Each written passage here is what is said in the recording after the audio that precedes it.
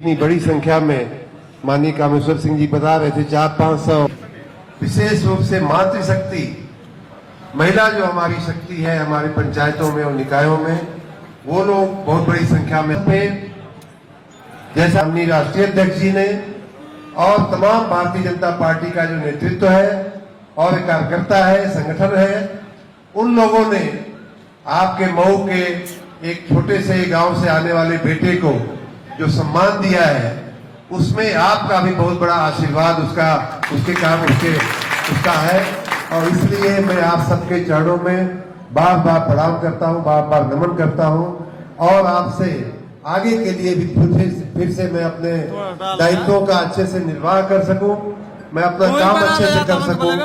और मऊ जिले का विकास कर सकूं, आपकी जो उम्मीदें हैं उनको पूरा कर सकूं और आप हमारे बड़े हैं, आप हमारे भाई हैं, बुजुर्ग हैं, माँ हैं, बहन हैं, आप सबकी आशाओं के अनुरूप मैं कार्य कर सकूं, इसलिए मैं आपका आशीर्वाद भी मांगता हूं, आप सबके चरणों में प्रणाम करते हुए। भाइयों बहनों, यहां जैसा कि माननीय कामेश्वर सिंह जी ने कहा कि लगभग 1500 से ज्यादा हमारे भारतीय जनता पार्टी के कार्यकर्ता और मैं तो देख रहा हूं कि खाली मऊ जिले के नहीं, आजमगढ़ जिला तो जैसे कि एक हो गया है, पहले विभाजन जैसा कुछ रही नहीं गया है। आजमगढ़ और मऊ एक जैसा, आजमगढ़ से कई लोग, कई गाड़ियां, कई 100 कार्यकर्ता हमारे साथ मऊ भी आए हुए हैं और मैं देख रहा हूं कि अगल बगल के जिलों के भी कई कार्यकर्ता भारतीय जनता पार्टी के यहाँ हैं। आप सबने मिलकर के अभी अभी विधानसभा चुनावों में जो आपने भारतीय जनता पार्टी को प्रचंड विजय दिलाया है उन सब उसके लिए आप सबको बहुत बहुत साधुवाद, बहुत बहुत अभिनंदन। आप सबके मेहनत के कारण ही भारतीय जनता पार्टी की 2/3 बहुमत के साथ सरकार बनी। मित्रों,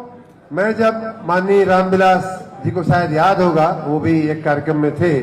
और अन्य हमारे जो यहाँ उपस्थित कुछ कार्यकर्तागण हैं, तो मैं विधानसभा चुनाव में भी 2 दिन इधर आया था और मैंने उस समय एक बात कही थी। उस समय ये कहा था मैंने कि भाई देखिए, मऊ जिले में 4 सीटें हैं, आजमगढ़ जिले में जो सीटें हैं उनमें भी हम गए थे और दोनों जगह मैंने ये बात कही थी कि देखिए, आप अगर भारतीय जनता पार्टी के विधायक को नहीं चुनेंगे तो भी भारतीय जनता पार्टी की सरकार बनने वाली है। मैंने कहा था, शायद कुछ लोगों को याद होगा और हुआ वही। आपने मऊ में से खाली एक जिताया, माननीय रामविलास चौहान जी को, आजमगढ़ में से एक भी नहीं जिताया, अगल बगल के जिलों में भी वही स्थिति, फिर भी भारतीय जनता पार्टी की सरकार बनी है ना। उसी प्रकार अगर आप अरुण कांत, अबे अंतिम अवसर है और मैं चूंकि आपके घर का हूं, आपका भाई हूं, आपका बेटा हूं, आपके चरणों में बैठ करके आपसे प्रार्थना करते हुए बात कर रहा हूं, अगर आप अरुण कांत को नहीं जिताएंगे तो भी विधान परिषद में पूर्ण बहुमत आने वाला है, ये बात लिख के रखिए। जिन 36 सीटों पे चुनाव होना था उसमें से 9 सीट तो भारतीय जनता पार्टी जीत ही चुकी है, निर्विरोध हो गए हैं कई जगह, ज्यादातर। बाकी सीटों में भी बहुत बड़ी आशा है कि हम ज्यादातर सीटों में जीतेंगे, लगभग सभी सीटें जीतेंगे। इसलिए आपका और हमारा कर्तव्य है, बुद्धिमानी इस बात में है कि आप चलती हुई गाड़ी में बैठो भैया, बंद गाड़ी में काहे को बैठने वाले हो। अगर आप इनको जिताओगे तो अब पता नहीं इनका कुछ ऐसा इनका कुदरती इनका संजोग है। देखिए कि 17 से 22 में भी मेरे ख्याल से पहले ही एक बार विधायक थे भारतीय जनता पार्टी के आजमगढ़ से, और अब भी अगर ये जीतेंगे तो भारतीय जनता पार्टी के आजमगढ़ जिले से एकमात्र प्रतिनिधि होंगे और जब ये प्रतिनिधि होंगे,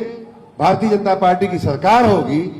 तो आप सोच सकते हैं कि आपका कितना सम्मान बढ़ेगा। आपकी बात, आप एक फोन करोगे इनको लखनऊ में कि भैया इस विभाग का काम रुका हुआ है, शिक्षा विभाग वाले हमारे साथ अन्याय कर रहे हैं, बिजली विभाग वाले हमारे साथ अन्याय कर रहे हैं, और अरुण कांत जी उठ के और तुरंत मंत्री के पास जाएंगे, तुरंत सचिव के पास जाएंगे यहां तो मऊ में तो फिर भी एक रामविलास जी मिल गए आपको, वहां एक तो कम से कम दीजिए, तो इस क्षेत्र की आवाज,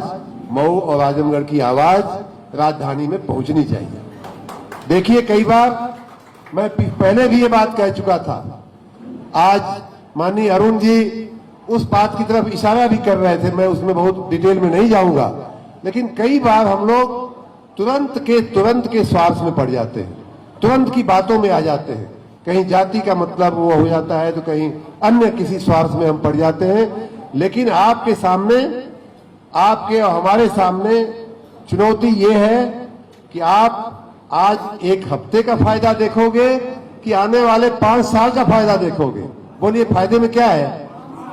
5 साल जो सरकार चलने वाली है, आज ये चुने जा रहे हैं, इसका मतलब कि सरकार, योगी सरकार के पूरे कार्यकाल में ये एमएलसी रहने वाले हैं, पूरे कार्यकाल में आपका प्रतिनिधित्व करने वाले हैं। और ऐसे समय में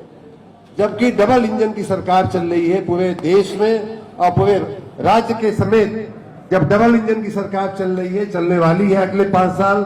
10 साल, तो ऐसे में हम लोग अलग हो, हम लोग किसी इधर उधर के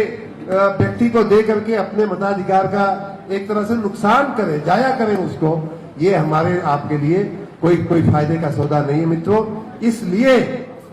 मैं पहले भी बार बार दोहरी घाट में कहा गया, मऊ में कहा गया, कई बार मैं पूरे 1 साल से ये बात कह रहा हूं कि आप अपना स्वार्थ तो पहचानो, आपका स्वार्थ किसमें है, फायदा किसमें है, आपके क्षेत्र का विकास कैसे होगा, आपके बच्चों को नौकरी रोजगारी कैसे मिलेगी, इन सब बातों में भाई हम कब जोर देंगे, कब सोचेंगे इन बातों को। हम अभी भी छोटी छोटी बातों में अटके हुए हैं, उसमें हमें नहीं पड़ना है। हमें लंबे समय का, 5 साल का, मान लीजिए किसी गांव में प्रधान जी को, महिला प्रधान जी को कोई स्कूल बनवाना है, कोई अस्पताल बनवाना है, कोई दवाखाना बनाना है, कोई रोड रास्ता की रिपेयर